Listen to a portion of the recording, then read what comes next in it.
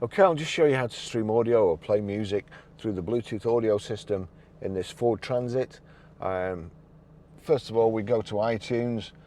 Yeah, I know what you're thinking, Baz Dance Monkey, but they played it a lot on holiday and it's quite catchy. So it's just to remind me of my holiday. I don't particularly like it. But if you see there at the bottom, the silver triangle and the circles, there you go. You've got two options, the Ford Transit and the iPhone. Click iPhone, it's going to play through iPhone. Ford Transit, if you have this set up properly, then any audio that plays from here, whether it be Spotify, Prime Music, iTunes, whatever, the soundtrack of a YouTube video, it will play through the speakers in the Transit. So we'll go back to the tune.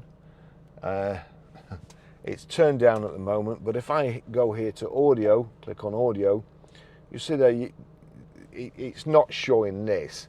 We go to sources, click on sources, then you've got Barry's iPhone 13 Pro. So that's it.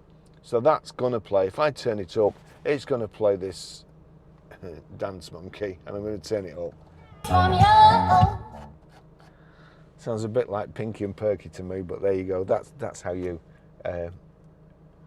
play audio.